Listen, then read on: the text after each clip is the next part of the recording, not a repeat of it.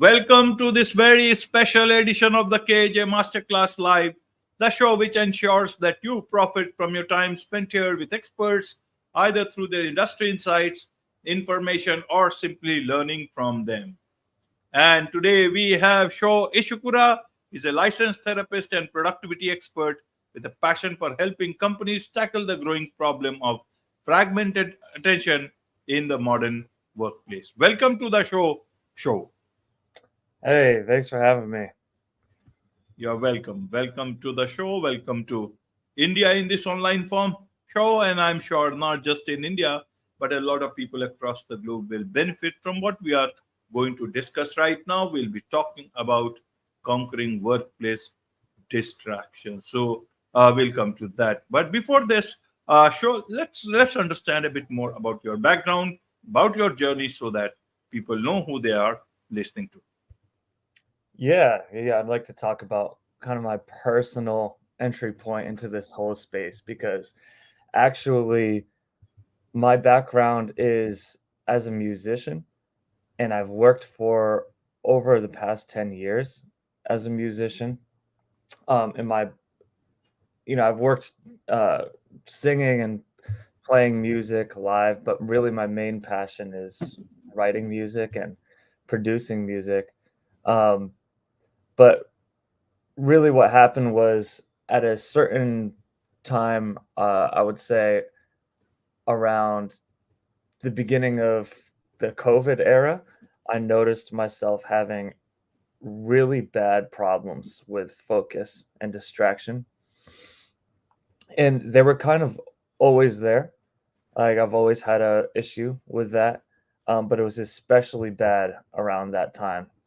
And that kind of difficulty focusing and was also coupled with really intense anxiety.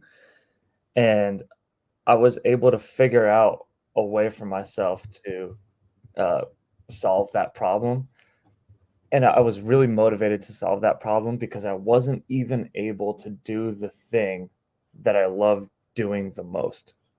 So I would sit down and try to work on some music, and I couldn't focus on it at all. And that's when I said to myself, something is really, really wrong here because I've been doing this all of my life and I've been loving it and enjoying it. And now that I can't even do that, I need to figure out a solution. So I got to work on that and I realized that it's something that a ton of people also have a problem with. It's related to the way that we use technology, and it's especially prevalent among people that are younger, people that are my age, that grew up in a device rich environment that is kind of teaching us how to be hyper distracted all the time. So, as I was just talking to friends, family, they're all saying that they're kind of experiencing the same thing, particularly people that are working in a workspace that requires heavy tech use, like being on the computer all the time. I figured that there's something, a program that I could develop that could help people with that problem. So that's kind of what I've been working on for the past year. Right, right, sure. So, isn't this a natural thing that if we have too many things in front of us, we will get distracted? Technology is one big distraction. So, the easiest way is to keep that technology away from us till the time we are want to be focused on anything. But I want to understand, why has it become such a big problem in especially younger population? Because not okay, it is understood that they have the technology devices in their hand, but then they have been born with these things, so they should be knowing to tackle also naturally, like every other generation has done with devices that have come during that those times. I want to understand why this distraction happens, and which is happening especially in the younger workforce. That's a great question. I think I have a kind of unique take on this because there's people talking about, how use of technology, like the fact that we're always multitasking or context switching, looking at all these different things is really distracting. But I think that there's also another component of it, which is really important to recognize. And that has to do with our mental resilience. Because around the time 2012, when we first started getting smartphones in our pockets, everybody in the US more or less had some kind of smartphone. The way that we interacted with this device totally changed. And I remember that shift. I remember before having a smartphones was like I use my phone just for calling and texting and stuff. And then it became I'm using it to distract myself constantly. The important thing about that is it's the first time in human history that we've had this device on us at all times where there's virtually no barrier for us to distract ourselves instantly, right? So before that, we'd be waiting in line and we'd just have to be with our own thoughts and we'd have to deal with the boredom, or we'd be sitting on the toilet, not with a phone, right? To use a crude example, we now we distract ourselves in all those little moments that are in between everything all the time. Particularly young people are doing it. And I think that what it adds up to is that we're teaching ourselves that we're unable to handle that boredom. We're not able to handle that anxiety. So I want to just talk about my personal experience with that Yes, a little please. bit, which is the reason that I was having such a difficult time focusing and writing music, doing the thing that I love, is because I felt that I couldn't tolerate anxiety anymore. So I would wake up in the morning, and I didn't even realize that this is happening, but I would wake up in the morning, first thing I would do, I would open up social media and my emails, and I start kind of getting these little dopamine hits, right? My body's learning to expect that first thing in the morning. It's almost like I'm wiring it in to my daily routine, right? And at a certain point when I started trying to fix this, I took my phone away in the morning and I realized, oh my God, I'm so anxious right now. And I've talked to other people that say when they take their phone away at the time that they're expecting it, they feel that anxiety because you're feeling like I need that pacification. It's like a pacifier, literally. And essentially you're you're just telling yourself, I need that to calm myself down. But really what you can do is sit with your anxiety a little bit. If you can learn to sit with it, you're teaching your body that I can handle anxiety. I can handle boredom. I can push through the part where it feels like I want to distract myself, and I can continue. I can keep focusing on the task at hand. And really, I think that does the biggest thing for your ability of focus is developing that mental resilience. Right. So first, let's try and find the problem in a better way, Yeah. in a through you, and then we'll find the solution. First is Yeah. how do I know whether I'm getting distracted? I like seeing phone. I see it for some time because it is helping me also in my work in several things as per individual, work or choices. But Mhm. how do I know that I have started getting distracted? Rather, I using the phone is using me. How do I know Yes. about that? Yeah, that's I mean, that last thing that you said is a great way to put it, right? It's all about intention and being deliberate, right? When you decide that in this time block that I'm setting out to work on something, when you decide that you're using the technology for a specific purpose, you know that you're using the phone. Whereas when you're saying, I'm working on this project. Oh, I don't know what the next step is, but let me just pull up the emails and start responding to uh, emails and notifications on Slack because that feels like I'm being productive. That's the technology really using you in a way, because it's like it's just something that you feel is productive that is distracting you from the task at hand or the problem at hand. And the problem at hand is really the fact that you feel overwhelmed with the project that you're working on.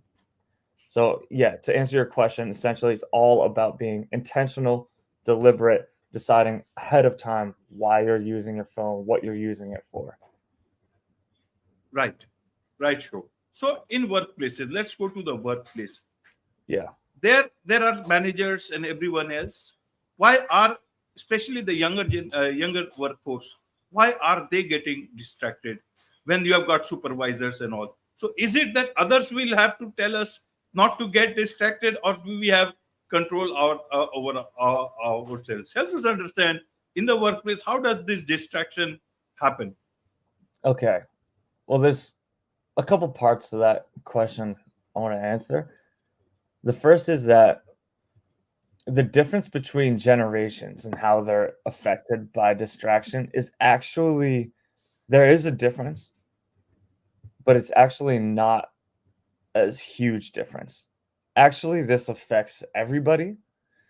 But I do think that younger people have less of a less knowledge about exactly how it's affecting them and about strategies to deal with it, because since the fact that they don't have that kind of context to compare it to, right? That context of, I remember what life was like before I had this smartphone on me at all times, right?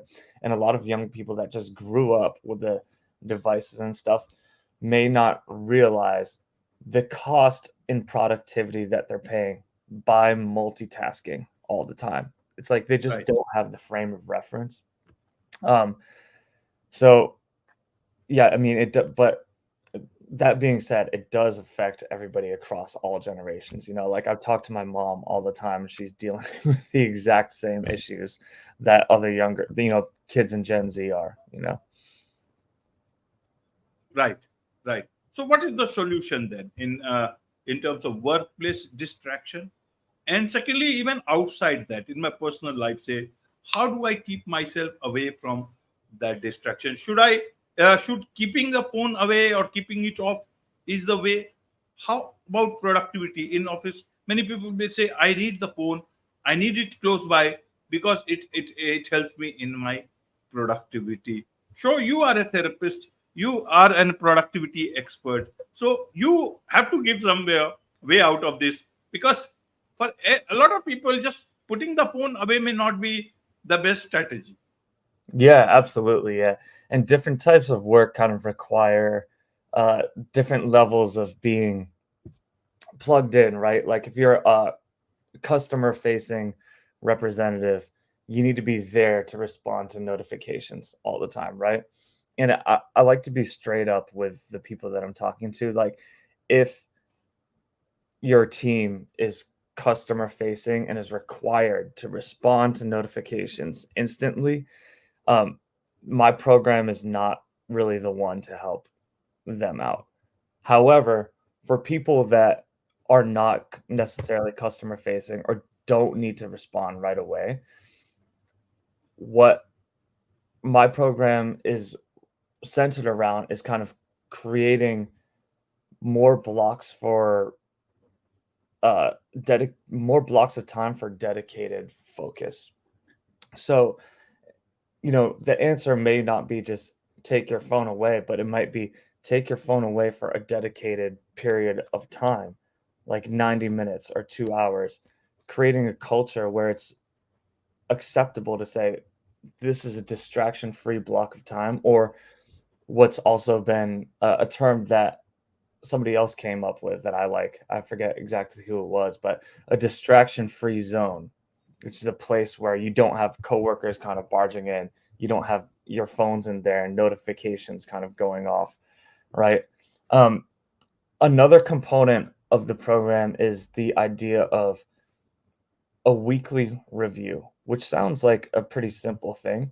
But if we're going back to being intentional and deliberate with the way that we use our technology and the way that we're working, the weekly review is something that's really important because another important piece of it is giving workers autonomy to manage their own productivity, right? So with a weekly review, they're kind of going over what worked well for them that week. What were their barriers to their productivity, right? Maybe it was the fact that, oh, that little bit of time reviewing what happened there over the week, they're realizing leaving my phone's notifications on while I'm working on this important project made it take twice as long as it should have taken. And so when you iterate that process of making incremental improvements on the way that you're working every week, you do that 52 times in a year, you're making huge improvements in the way that you work. If you do that for 5 years, like I've done, you're going to be a totally different person on the other side of it. Like the way that you work in your productivity levels are just not even going to be in the same ballpark. Absolutely. So, what about leaders? They don't know how to deal. If they tell the younger generation, younger workforce Mm. about it, they don't know what's the correct thing to say, how to say. So, what should they do? Should they say or should they not say anything? This is tricky for leaders because um, the the tricky part about it is that workers typically don't talk to their leaders about how distracted that they are. You know, statistically, there's one study that showed like two-thirds of workers will not talk to management or leaders about how workplace distractions are affecting them. And it makes sense because it's you don't want to talk to your boss and say, I'm distracted. I can't focus. It doesn't make you look good to your boss, you know? Um, the other thing is that, you know, a lot of leaders are older and they work when, you know, if they go to their team and they're saying like you just need to get off of your phones and stuff like that. It's like the message can kind of come across as, oh, he doesn't understand like how I need my phone. He's just trying to crack the whip. You know, I don't really think that's necessarily a great solution, but I do think that um, because of those issues, it's important to create a culture where it's less stigmatized to talk about distraction. Because I think that everybody kind of keeps it to themselves a little bit and they feel like there's something wrong with them. And that's why you have so many people talking about, like, I think I have ADHD, right? I can't focus at all. There's something wrong with my brain, as opposed to the fact that we live in an environment and a society which is teaching us to be hyper distracted. So we're all experiencing this thing and we're not communicating about it with each other. So my part of my message is to encourage workplaces to create a culture where it's, like I said, not as stigmatized to talk about distraction and to start figuring out how to implement some of these solutions that I'm offering, right? Distraction-free zones, building the mental resilience, and that's kind of coming from my therapy background, right? Like tolerating anxiety, implementing that weekly review, creating incremental improvements to productivity. Like I want that to be a part of the workplace culture worldwide. Absolutely. Absolutely. You have something called 6 week journey into technical hygiene and journaling works. So, do you have any courses that people can you come and connect with you with? Yeah, so right now, what I'm offering is actually for companies that want to implement it with their junior workforce, right? And that's where I would kind of come in and I would be delivering workshops, and I have an online platform where people can kind of asynchronously go through my course. Um, And that's essentially where I'm doing what I'm talking about, right? Implementing that culture of being aware of distraction and how to deal with it effectively. In the future, though, I do want to create something that's tailored to individuals that are kind of proactively looking for their own help with that issue. And that could be people like entrepreneurs and stuff like that, people that aren't necessarily part of a bigger team. So I think that's kind of a next thing that I want to start working on. Absolutely. There's much to learn and understand about all these things related to, losing focus, distraction, anxiety, and all this. And I'm sure a lot of people would like to connect with you, learn more about you, about your, about what you are offering as solutions. So, what's the best way for them to connect with you? They can connect with me either via LinkedIn or my email. I have a website too. That's www.focused.ltd. So if you just go to that URL, you can find different ways to connect with me there. Wonderful. With this, it's a wrap on this very special edition of the KAJ Masterclass Live. Thank you so much indeed for joining us. Thank you so much for having me.